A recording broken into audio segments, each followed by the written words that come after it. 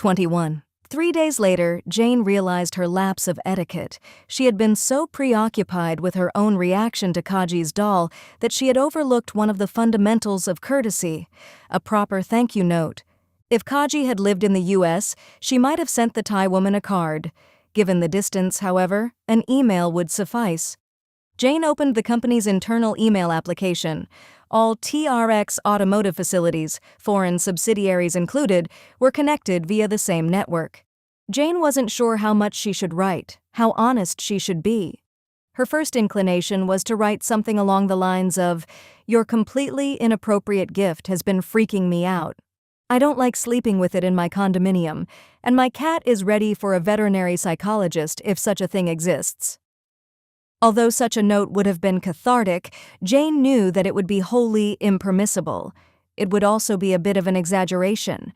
True, she did not like the idea of Lawan residing in her spare room. However, nothing untoward had occurred since she had placed the doll there. Jane had developed the habit, at least once per day, of walking into the spare room to see if there was any change in the doll's position or pose. There had been none, even by the wildest stretch of imagination. Nor had Jane been troubled again by images of the dream Lawan, her murdered siblings, or her avenging felicital parents. Dusty had been indisputably disturbed by the spare room's new occupant. To the best of Jane's knowledge, the cat had not re-entered the spare bedroom. Dusty now avoided that end of the condominium, in fact, but cats were notoriously persnickety. No actual spook was required in order to spook a cat. Jane might have simply asked Kaji why she had sent the gift when Jane had expressed no admiration for it. On the contrary, her revulsion toward the doll had been plain and obvious. Then she recalled her discussion with Martin about the Asian custom of gift-giving. Kaji's English was sufficient to allow her to detect any subtext of annoyance or sarcasm, and she needed to maintain a good working relationship with Kaji. Otherwise, Jane might find herself in Thailand more often, sitting through long, contentious meetings with Ram. With these considerations in mind, Jane opted for an email that was brief and perfunctory, with a minimal degree of subtext. "Dear Kaji, thank you for the nice gift of the doll, Lawan. It was very kind of you." Jane paused. Would it not be permissible to at least broach the possibility of the doll returning to Thailand? "Are you sure you aren't being too generous, though? If you miss Lawan, if you're having second thoughts, I can return her to you." She had broken her pledge against anthropomorphizing the doll. But this was Kaji she was writing to. Kaji was the woman who had paid an exorbitant price for the doll, named it, and brought it to her office like a real child. Nevertheless, Jane felt a ripple of goosebumps as she pushed the send button for the email message. The next morning, Jane found Kaji's response in her email inbox. "Dear Jane, no, you keep Lawan. No need to thank me. You are her American mommy now." Jane sighed. She had been hoping for a different response. Having dropped the hint, Jane had hoped that Kaji might have had second thoughts. By any objective standard, the doll did represent an overly generous personal gift after all. Had Kaji taken the bait, Lawan could have been on her way back to Thailand within 24 hours. But that would have been too easy, Jane reckoned. The terseness of Kaji's response also suggested that her Thai counterpart was not wholly oblivious to the reaction her unusual gift had caused. A dream could be explained away, perhaps, as could the reaction of a finicky cat. But the totality of this situation still didn't feel right. Jane sensed that there was something here that Kaji was hiding, something her overseas colleague was deliberately withholding from her. 22. The day after her email exchange with Kaji, Jane returned home from work to find the door of her condominium ajar and her cat missing. Jane lived in Novi, the satellite city of Detroit, where TRX Automotive's headquarters facility was located. Crime rates in Novi were generally low, though the crime of nearby Detroit sometimes spilled in. Jane's condominium was a unit inside a complex, much like an apartment. There was an external security door that was protected by a state-of-the-art residential security system. No one could enter the complex without a keycard or the collusion of a resident. Random break-ins were therefore rare in the complex, almost unheard of, in fact. When Jane noticed the partially open door, none of these realizations allayed her panic. She was occasionally absent-minded, but she wouldn't have left for work without shutting and locking her front door. She simply didn't commit errors of that level. Jane rushed into her unit expecting the worst, that her condo would be ransacked and overturned by thieves. However, the unit looked completely undisturbed. If a thief had come during the day, he or she had been a subtle operator. She walked over to the desk that occupied one corner of the living room. In the second drawer down on the right, she stored her spare credit cards, plus an emergency cash supply of $2,000. Only last month she had browsed through a website that sold home safes. She had delayed the purchase. What a mistake that had been. Jane yanked open the drawer and pulled up the stack of papers under which the cash and the credit cards had been hidden. The 3 credit cards were in a neat stack, exactly as she had left them. Beside them was a stack of $50 bills, each bearing the portrait of Ulysses S. Grant.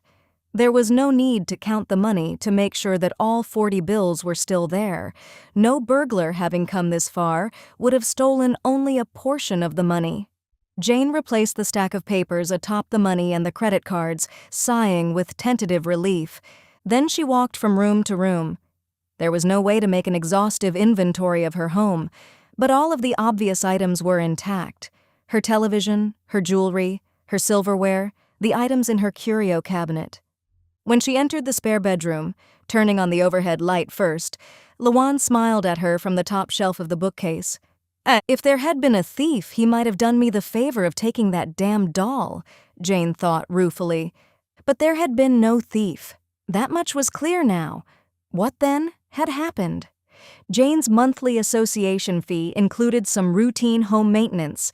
The superintendent had a master key to all of the units, but given the privacy and liability issues involved, the super would not send a maintenance man to a unit unless the owner was present or had given written permission in advance. Still, it was possible that there had been a mix-up of some kind. Jane kept the superintendent's number on her cell phone's contact list.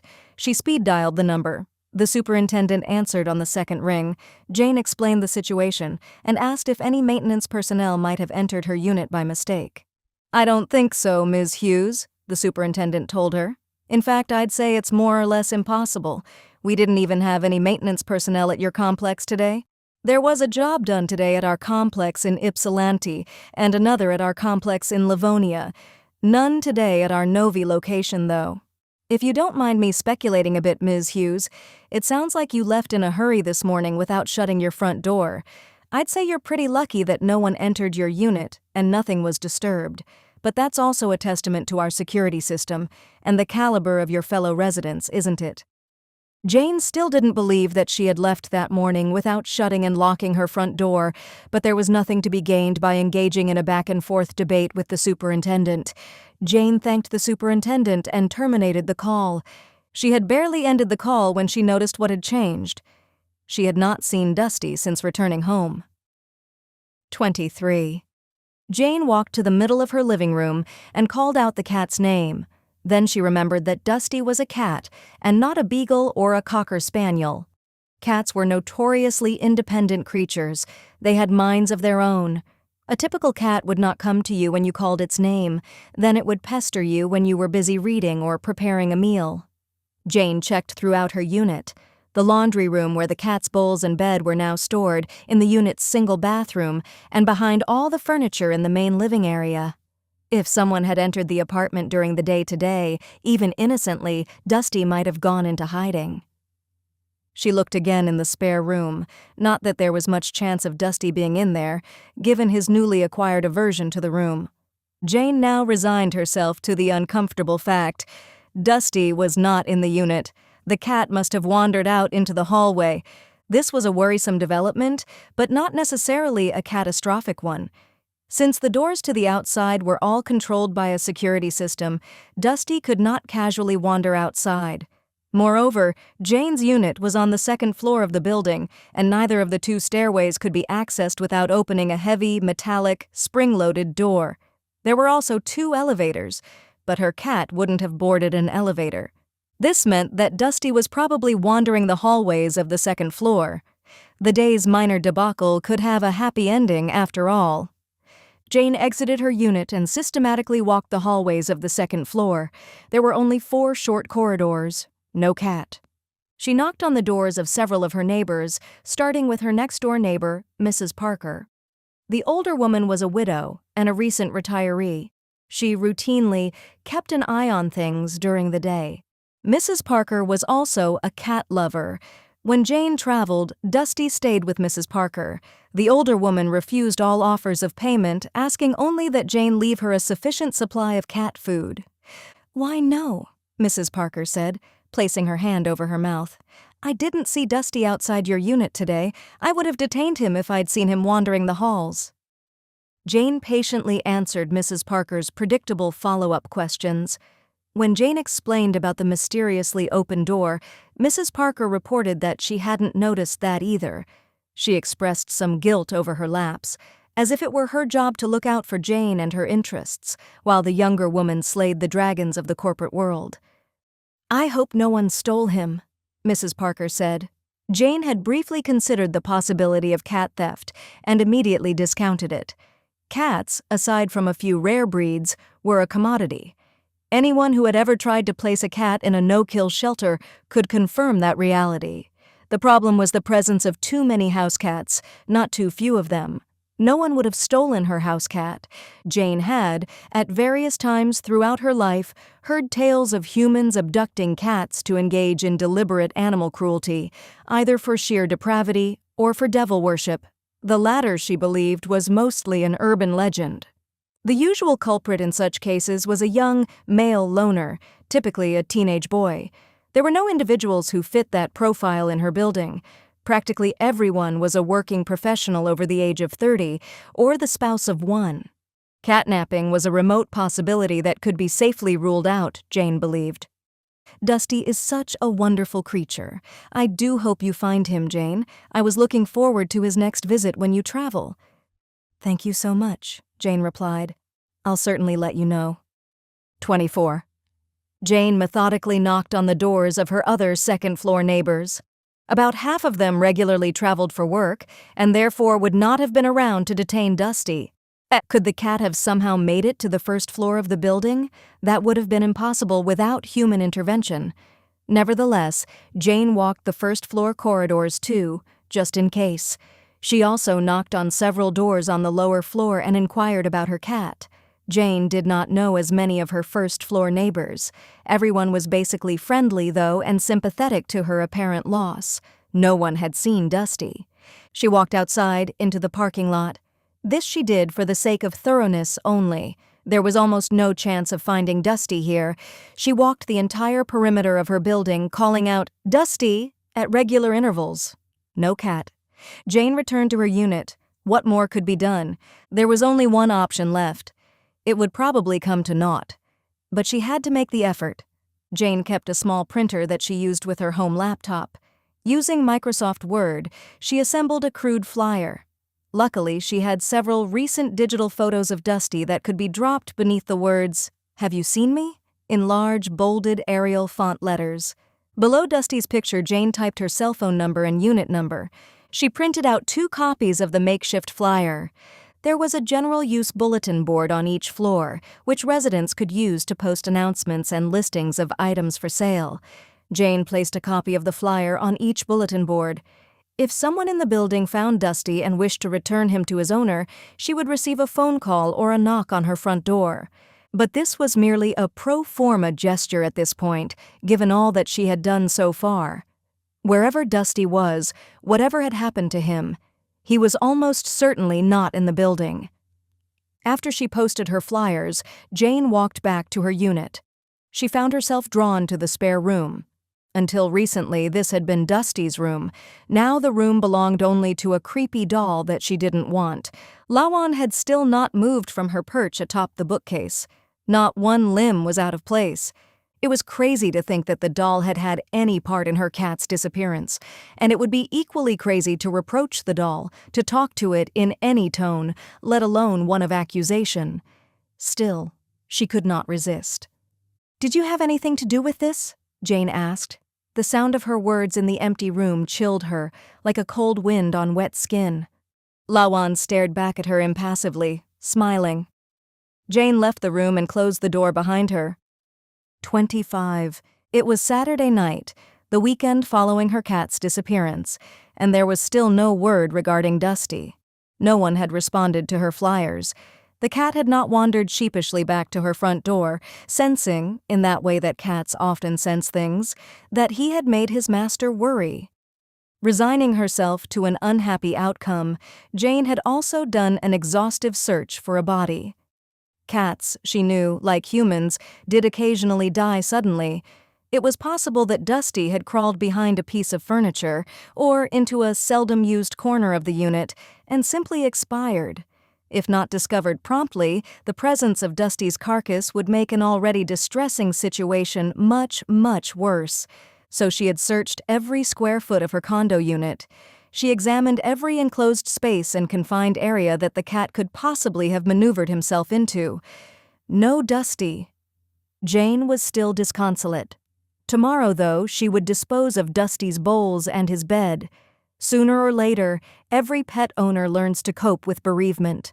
Jane had lost cats before, both to confirmed death and unexplained disappearance. That came with the territory of being a cat lover. She was happy that David had returned from Germany the previous day, and he would pick her up within the hour. Dinner and a movie. A cliché, yes, but a nice cliché. Jane had offered to meet his flight at the Detroit Metropolitan Airport. "Thanks," David had replied via email, "but you don't want to see me after a long flight, trust me." Below that, he had typed a few lines about them going out tonight. "If your dance card for the evening isn't already full," he had teased. Now, waiting for him to arrive, Jane smiled at the memory.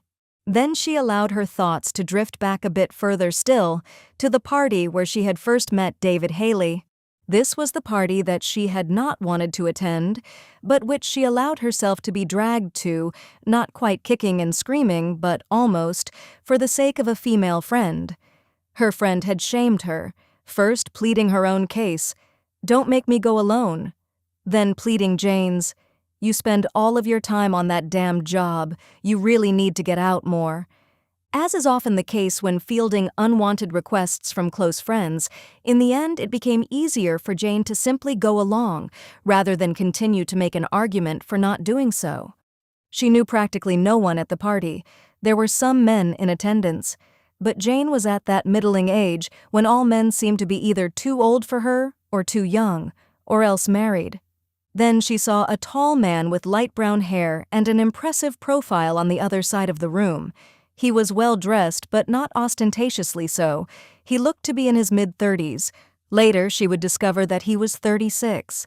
He's married, gay, or studying for the priesthood, Jane had told herself. But when she, involuntarily, glanced back at him a minute later, she noticed that he had been looking at her. When she turned back, he was threading his way through the crowd, almost certainly with her as his object. She made eye contact with him, gave him a tentative smile. He did not turn away. So he was a self-confident one then. As he drew closer, she finally saw how good-looking he was. Good looks in a man could be a blessing or a curse. This was another secret that Jane had not known in her teens and 20s, but which she knew now. Men who were very good-looking were sometimes arrogant. They often strayed, having too many options. The trick was to find a guy who was attractive to you, but not too attractive to everyone else. An elusive balance, to be sure. Her fears about the tall, handsome stranger were vanquished as soon as he held out his hand and introduced himself. Jane could see that he was actually quite nervous about approaching her, and he probably didn't approach unknown women at parties as a matter of course. "My name's David," he said. She took his hand, and they briefly shook. They only touched palms, really. His skin was warm and rough. "I'm not very good at this," he said, laying all his cards out on the table. "But something told me that I should come over here and say hello to you." Then he asked, "So, how am I doing?" That last remark was a bit lame, but endearingly so. "You're doing fine," she told him. "I'm Jane." 26. That was the last awkward moment that ever passed between them. They both clearly wanted this to work, and so neither side tried to put the other on trial or make the other feel ill at ease. He asked her how she came to be at the party, and it turned out that they both knew Jane's friend through a professional connection. David also worked in the automotive industry, which was no great coincidence in the Detroit area, where nearly everyone either works in the automotive industry or works in a field dependent on the automotive industry. David told her that he was a mechanical engineer. Within a few minutes, he asked for her phone number and she gave it up immediately. She would have asked for his if he hadn't asked for hers. They went on 4 dates, finding free evenings between business trips and long hours in the office. They both had demanding jobs. Then, just as a real relationship was starting to develop, he had been sent to Germany, but now he was back. Finally. The doorbell rang, interrupting Jane's thoughts. David. She opened the door and he embraced her. After a long kiss, he took a step back. I hope I haven't gained any weight, subsisting on all that heavy German food for weeks, he said. She laughed. He looked tall, slim, and fit as ever. I think you dodged the bullet, she said. How about a drink before we go? I bought some new wine the other day that you've got to try. Not long into their courtship, they had discovered that they were both connoisseurs of Michigan wines, one of Michigan's lesser-known products. There were actually more than 100 commercial wineries in Michigan, a factoid that David had told her on their second date. Maybe just a glass if you're going to twist my arm. David stepped inside her condo and he flinched, as if struck in the back. What's wrong? She asked, not seriously worried, but mildly taken aback. David recovered himself, took a deep breath, and looked around the main living space of Jane's unit. Nothing. I just... What? She asked again. Jet lag, he replied. Only jet lag. She couldn't help thinking that he was lying, that there was something he wasn't telling her, but with David it was probably nothing particularly sinister. He might have eaten something aboard the plane that didn't agree with him. David, she was quite certain, would be harboring no really dark secrets. Okay, she said, deciding to let the matter go. Now, for the wine. Yes, the wine, he said with a warm smile. They sat together on the sofa, each of them sipping a glass of the deep red liquid. Then their eyes met. As if by prior arrangement, they set their glasses on the coffee table. David leaned over and kissed her, more hungrily than he had at the front door. His hand moved up her leg. She had already decided that she was going to sleep with him tonight. It was time, wasn't it? She even considered asking him if he wanted to skip dinner and head directly for her bedroom. And then David abruptly stopped. What? Jane asked. I thought I heard something, he said. Though he held her hand, he was practically ignoring her now. He was looking down the far hallway, in the direction of the spare room. 27. I didn't hear anything, Jane said, except for 2 30-somethings making out like teenagers. She had expected this to elicit a smile from David, and for him to return to kissing her, but he continued to stare toward the hallway and the spare room. What did you hear? She asked, seeing that he was not going to let the matter drop. It was, never mind. Like I said, I must be suffering from jet lag. Say, you had a cat, didn't you? She briefly told him about Dusty's disappearance, omitting the part about the doll, and the doll more or less driving her cat out of the room that now seemed to interest him so much. She wasn't going to show him the doll if she could avoid doing so. She wanted to forget the doll's existence. In fact, she had decided that it was time to put Lawan up for sale on eBay. Kaji would never know, neither would Martin. That's strange, David said, referring to Jane's account of the open front door and the missing cat. Very strange. He looked back in the direction of the spare room, as if he expected someone to emerge from the room at any second. Would you like to kiss me some more? She asked him, or should we go to dinner now? He turned back to her and laughed. I could kiss you all night, but we really should be going.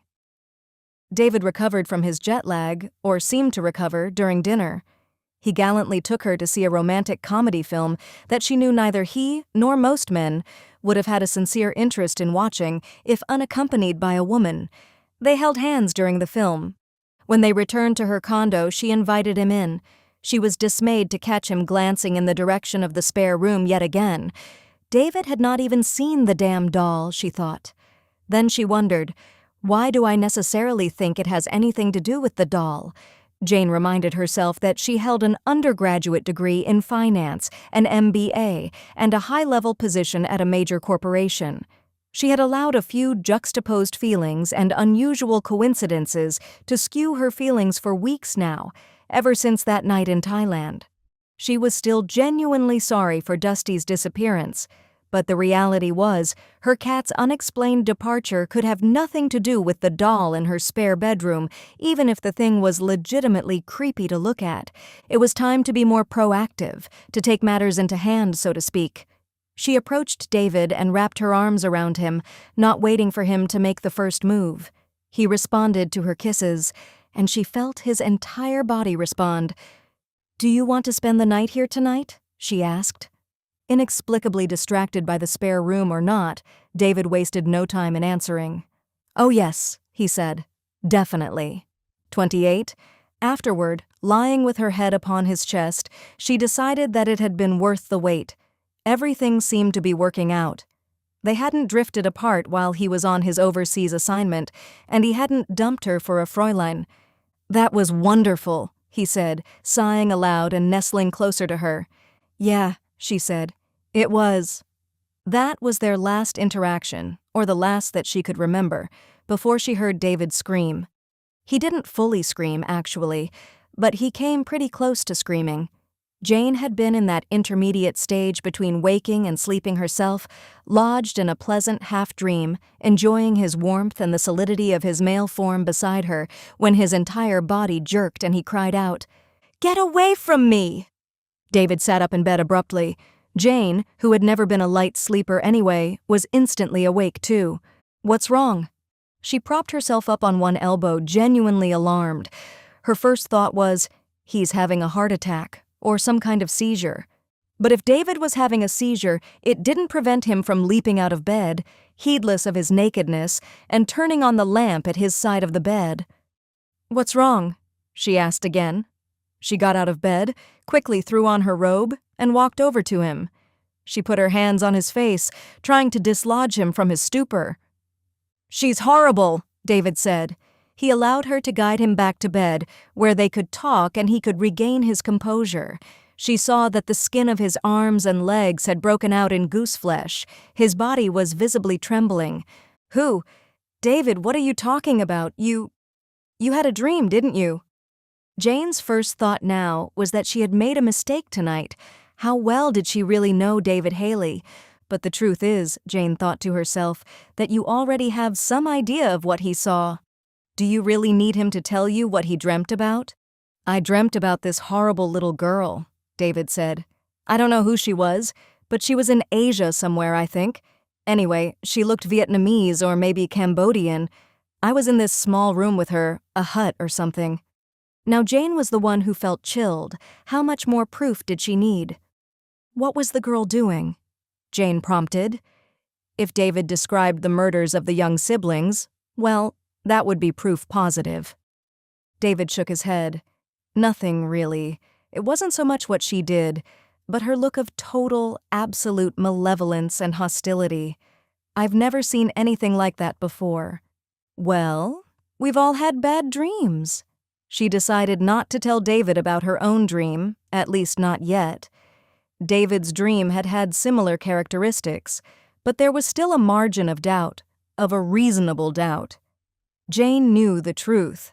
The truth was that she didn't want to believe that the doll in her spare bedroom was haunted or possessed or whatever by some unseen, unknowable force. Once she accepted that, she feared, the rest of her assumptions might unravel. How could you believe such a thing after all and then go on with life as usual? David laughed. "You must regret having me here tonight. You must be thinking that I'm a real head case." "I think you had a bad dream," she said. "We all have bad dreams." She touched his hand under the covers. "And I'm glad that you're here tonight."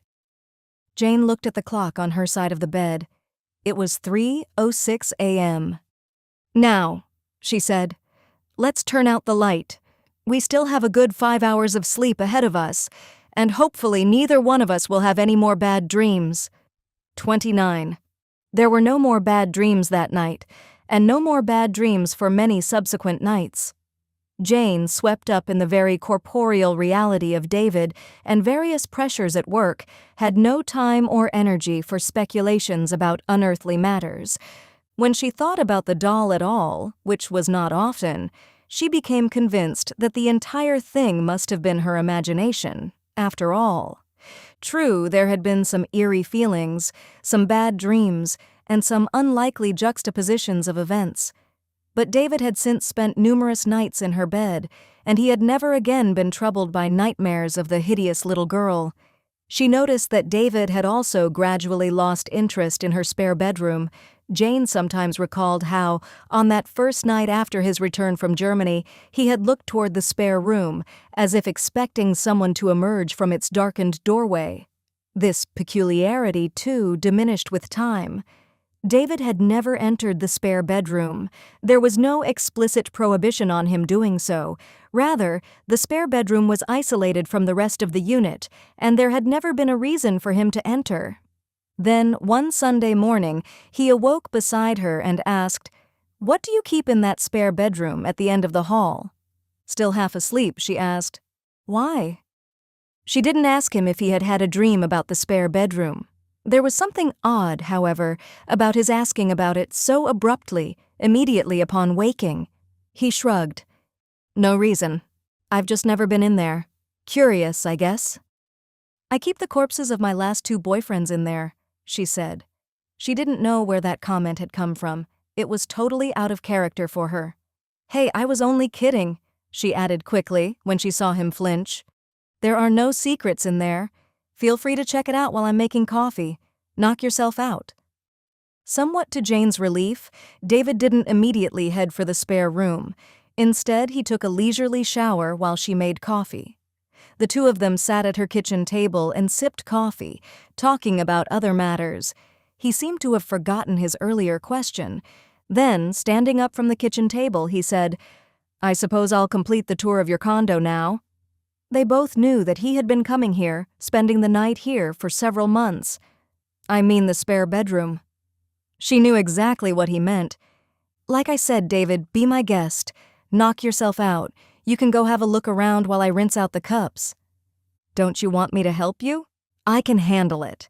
I think you'd better go look in the spare bedroom. It's obviously been on your mind, so go to it." She half expected to hear him scream from the spare room. That would follow the pattern that had thus far been established. David's intermittent but stubborn fascination with a room he had never entered, his earlier nightmare that had been reminiscent of her own, but which left just enough room for reasonable doubt. Jane was drying the coffee cups, and sufficient time had passed that David would surely have seen Lawan. More to the point, he should have satisfied his curiosity by now. She gave him the better part of 5 minutes. She returned the cups to the little wooden coffee cup tree near the sink.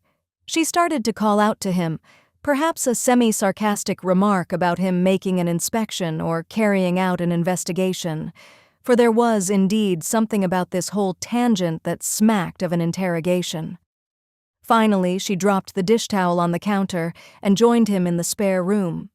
David was standing before the bookcase. Although the bookcase contained numerous volumes and various knickknacks, there was no doubt about the object that held him transfixed. "What is this thing?" he asked, as if he had found a crack pipe or some other incriminating item in her spare room. It's downright creepy." 30. "It's called a LUK THEP." He turned to her. His ordinarily pleasant expression had been supplanted by a mixture of fear and disgust, and something that Jane would have described as annoyance. "A what?" "A LUK THEP, a Thai spirit doll or angel doll." She recounted the story of her meeting with Kaji and her subsequent receipt of the doll through the company's mail system. "Well, I have to tell you, Jane, I think it's pretty fucking bizarre. I don't like it one bit. Do you like it?" Jane was taken aback. To begin with, she had never heard David swear. And who did he think he was, swearing at her, albeit indirectly, as he questioned her about the contents of her own home? Nevertheless, she determined to maintain her cool. It was clear that the LUK THEP had upset David. She remembered her reaction to the doll when she had first seen it, sitting quietly in the chair in the corner of Kaji's office. "A lot of Thai women have them, apparently," Jane said. "Kaji, my colleague in Thailand, was certainly fond of this little doll before she gave it to me." "I don't see how anyone could be fond of something like this," he replied bluntly. She thought she saw him shudder, recoil. "I get some strange things from my overseas business contacts. Cultural norms vary." "Jane, I just got back from an extended assignment in Germany. I know that cultural norms vary." She didn't like his tone once again. He was, however, just as educated and well-traveled as she was, and she had implied that he didn't understand about cultural differences, however inadvertently. "Well, yes, but Thailand is especially different. I've found Asia to be more foreign than Europe." "You still haven't told me. Do you like this thing?" "It's unusual," she hedged. "It isn't the sort of thing that I'd want in the center of my home necessarily, but my colleague gave it to me. She originally paid a lot of money for it, and I didn't want to throw it away either." I sound exactly like Martin, Jane thought. "Well, if you need to keep it locked away here in this room, why don't you simply get rid of it?" David's demeanor, the emphasis in his voice, did not match the situation at all, Jane thought. Unless there was something that he wasn't telling her. Had David had a dream about the doll? Had he, in one of his nightmares, foreseen the presence of the doll in here? "David," she began, "did you have some kind of a premonition about this doll? What I'm asking is, did you dream about it, or did you otherwise know that it would be here?" "Of course not," David fairly snapped. Then, perhaps realizing that he had spoken too harshly, he resumed in a more measured voice. "I'm only saying, Jane, if the doll creeps you out, then why not get rid of it? That's all I'm saying." But that wasn't all David was saying, and why should he particularly care, one way or the other? Jane decided to jump out on that limb with David, the one she had been contemplating for some time now.